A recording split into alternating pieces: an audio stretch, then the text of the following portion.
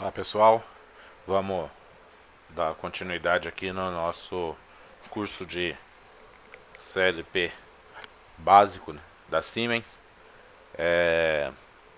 Vou começar agora falando um pouco do comecinho aí do CLP e vou abrir um anexo que eu tenho aqui. Não esquece, se o pessoal estiver interessado num curso de Siemens aí, só mandar um e-mail aí para josecarlos.carlos@gmail.com e a gente entra aí em negociação aí para estar fornecendo as videoaulas do Siemens aí para vocês, tanto básico, intermediário ou avançado aí, né? Então aqui a gente vai começar falando aí da lógica com bits, né? As operações com bits, o bit ele opera com com os dígitos 1 e 0, né? E esse dígito cria um sistema, compõe um sistema binário, né? Em torno, se a gente for ver aí de acordo com o comando elétrico, os contatos com bobina, 1 significa ativado, ou seja, conduzindo, né? E 0 significa desativado. E agora nesse capítulo nós vamos trabalhar com as operações lógicas. A gente está acostumado aí em comando, né? A gente vê contato aberto, né? Contato fechado. Aqui a gente tem a simbologia, né? As simbologias mais usadas aí dentro de comando elétrico. E quando a gente fecha o nosso contato, né? Ele passa a conduzir e quando está aberto ele passa a não conduzir, né? Então aqui eu tenho um exemplo, contato NA acionado, o estado dele vai a 1 e não acionado, o estado vai a 0. Os direcionamentos das entradas e saídas digitais. Dentro do CLP, a gente viu aí na nossa introdução aí, o CLP ele é constituído basicamente de entradas e saídas. Entradas digitais ou entradas analógicas, saídas digitais ou saídas analógicas. Os tipos de dados que nós vamos utilizar são o que para a entrada, né? A nossa simbologia de entrada vai ser na verdade aqui eu preciso corrigir, aqui é I para a entrada, né? E que é para a saída. No nosso exemplo aqui, nós estamos vendo E e A. Quando a gente muda a nossa linguagem lá no CLP para alemão, então a gente usa E e A. E quando a gente trabalha com o inglês, a gente usa I e que. Afinal, o que vem a ser entradas e saídas? Entrada é tudo aquilo que fornece informação ao CLP. Pode ser sensores, pode ser atuadores, limit switch, barreira de luz, tudo aquilo que fornece uma informação ao CLP, a gente chama de entrada. O botão que o operador aperta, tudo isso vai numa entrada do CLP. E na saída, aquilo que é saída no CLP é tudo aquilo, as informações. O CLP ele recebe a informação de entrada, processa essa informação e assim que processada essa informação na CPU do CLP, ele nos dá uma saída.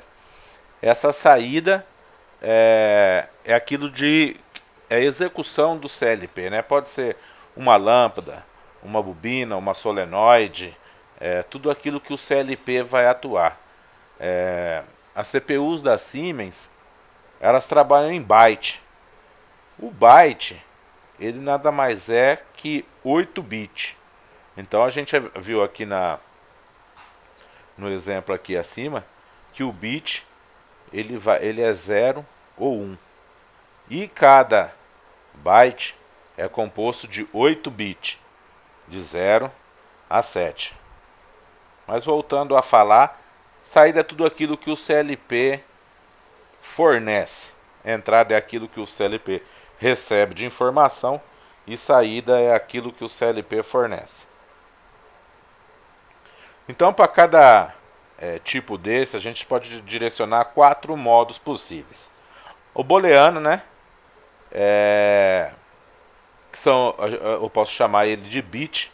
Ele sempre vai ser 0 ou 1. Então, nível, como o pessoal pode ver em vários lugares aí, nível alto, nível baixo, ativado ou não ativado. Então, tudo isso, quando a gente tem o nível, ele sai de nível baixo para nível alto. Então, ele tem aí de 0 para 1. O byte é um conjunto de 8 bits. Então, a gente vai ver bastante isso aí. AW é uma palavra inteira, né? De 16 bits. Então, um conjunto de 2 bytes equivale a um AW, né? Ou o pessoal vê por aí uma word, ou uma palavra, ou um inteiro. Então, tudo isso contém 16 bits. Então, com 16 bits a gente pode escrever de 0 até 32768. E nós temos a palavra também dupla inteira, que é 32 bits. Agora nós vamos trabalhar principalmente no início, no nosso CLP básico, com até aqui 8 bits. Pouco nós vamos utilizar os 16 bits. Quando a gente estiver trabalhando com 16 bits, nós vamos estar dando uma revisada no sistema numérico, né? Hexadecimal, decimal, binário, BCD. Então vai ter uma aula aí só de sistemas numéricos para a gente estar recapitulando aí toda essa informação. Isso daqui, esses bit, byte, word, double word, isso tem que estar muito fresco na mente. Isso se usa todos os dias. Em qualquer CLP o pessoal trabalha muito com isso aí. E aqui a gente tem exemplo, né, de uma conexão sem lógica, a ativação da bobina. Nesse exemplo nós vamos trabalhar como um interruptor, que se mantém, como um interruptor desse que a gente tem em casa, né, que se mantém ativado uma vez pressionado. E o interruptor nada mais é que uma chave, né, de 2 posições, que se mantém acionada mantendo a luz apagada ou acesa na segunda posição, né. Aqui nós temos o nosso esquema da conexão com o relé. Aqui o esquema de comando, o pessoal que está acostumado com o comando. Então fechei aqui o contato, eu atuo a minha bobina aqui. No caso do nosso CLP, eu tenho alimentação e tenho o mesmo contato que aciona uma entrada do CLP, e na saída do meu CLP eu ligo a bobina. Então, mas dentro do meu CLP eu vou ter aqui a minha lógica, né? Que quando eu ativo, vem 24 volts aqui na entrada do meu CLP. Esse cara aqui vai a 1, né? Torna-se verdadeiro, ativando a minha saída. E a saída vai fornecer os 24 volts aqui para alimentar a minha bobina. Então, uma lógicazinha bastante simples, porém muito usada aí no CLP, né? Então, os exemplos de conexão série, né, no nosso CLP, temos aí a função AND, ou aquele que trabalhou com eletrônica, a porta AND, né, que é a E. Então, todas as entradas têm que estar a 1 para que a saída se ative.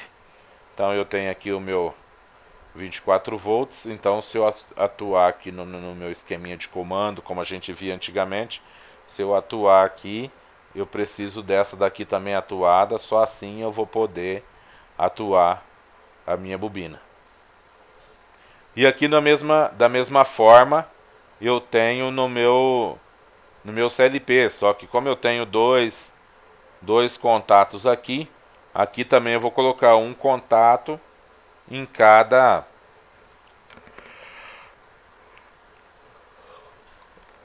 entrada aqui no meu CLP.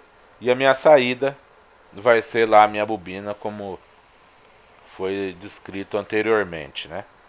Então aqui logo mais embaixo aqui nós temos a lógica, né? No CLP.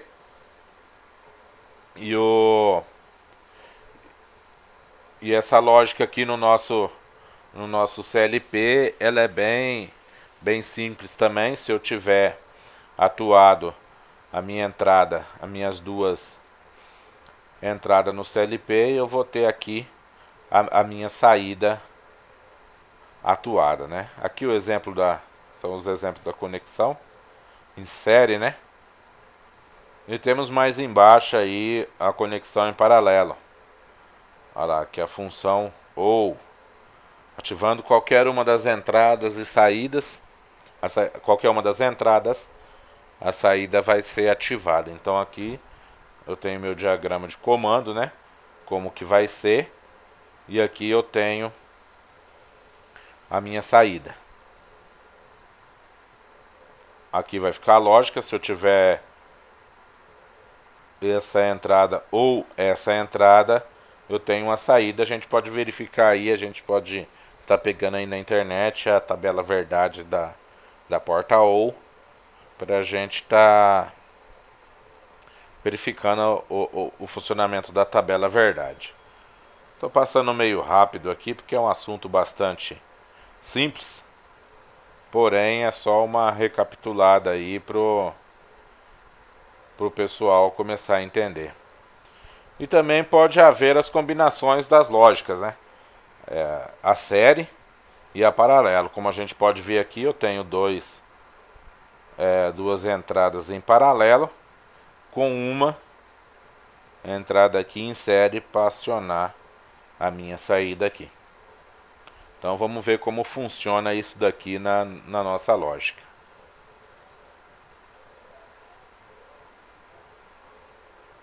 Deixa eu achar aqui. Abrir aqui o programa da Siemens que a gente criou em outra aula. Vou abrir aqui meu FC1. Aqui eu já tenho aqui a minha lógica montada. Vamos fazer assim, ó, vamos montar uma outra lógica aqui, né, conforme o nosso exemplo aqui. Então eu vou abrir aqui a minha linha, vou inserir uma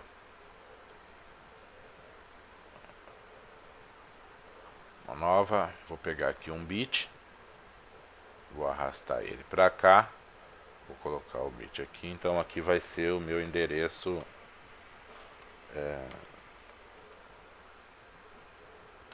esse é o meu I0.2, meu I0.2 tá lá. E eu vou pegar a minha saída, vou pegar aqui, ó, olha lá, a minha saída, eu vou jogar ela aqui, vai ser a minha saída aqui 4.2 também. Tem uma aula aí, a gente falando do hardware, né? O que significa a entrada e aqui, como a gente vê aí no hardware, os endereçamentos.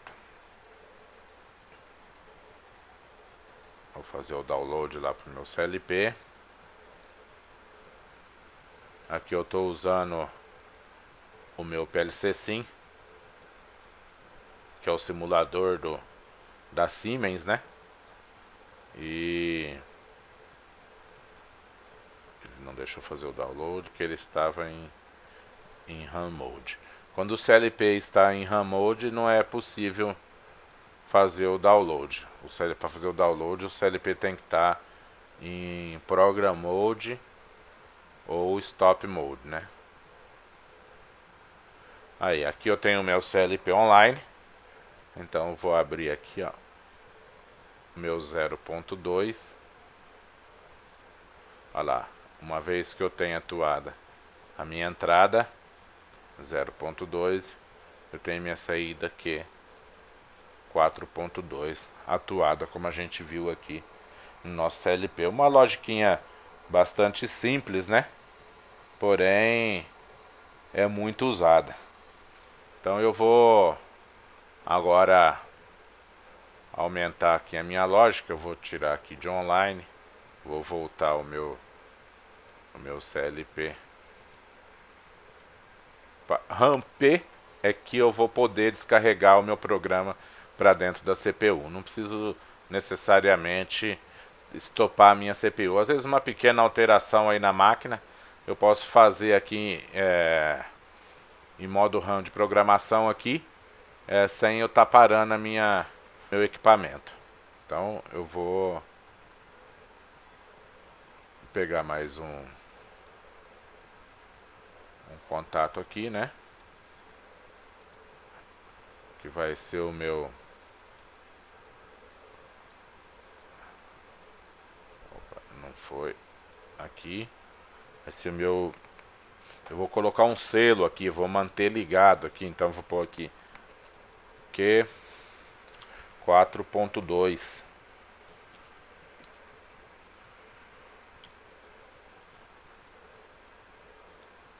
Pronto, aí ó, tá feita a minha lógica. Vou fazer o download do CLP novamente. Vou colocar o meu programa online. Já observe que ele já está funcionando aqui, ó. Então o que acontece? Quando eu ativo a minha entrada, aqui eu tenho o sistema todo desligado. Então uma vez que eu tiver a minha entrada 0.2, eu tenho o meu Q4.2, a minha saída. Igual no sisteminha de comando, se isso daqui for só um botão, olha lá, mesmo que eu desligue ele se mantém acionado pelo selo. Entendeu? É assim que funciona no nosso sisteminha de comando.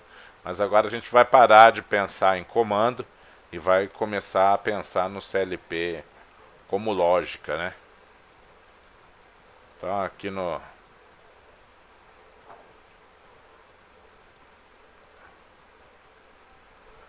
nosso exemplo aqui também, aqui ele tá, aqui eu comentei, né, com o ED1 como entrada digital 1, saída digital 1 e a minha saída digital 1. Então observe que essas lógicas aqui elas funcionam igual. Uma vez que eu tiver o meu sinal de entrada,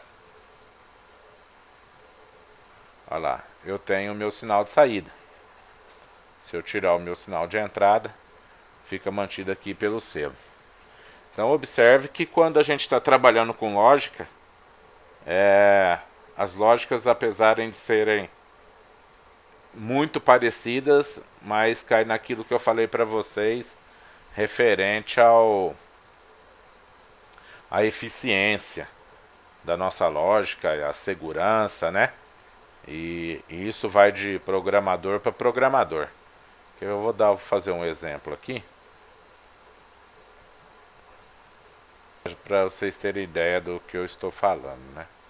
Então vamos dizer que, vamos supor que esse cara aqui vai ser o meu sinal de meu alarme. Não, vou deixar aqui como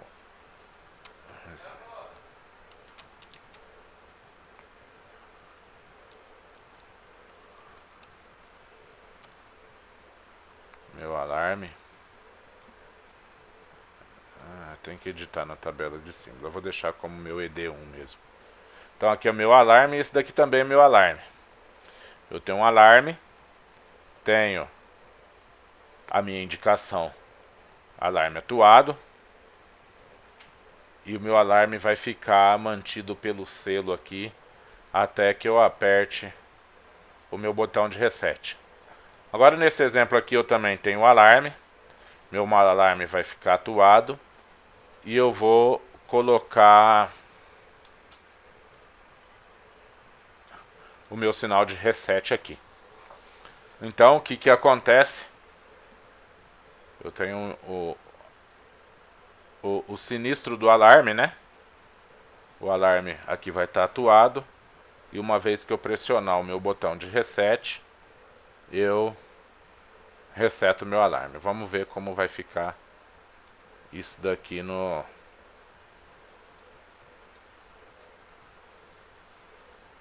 funcionamento. Vou colocar isso aqui online.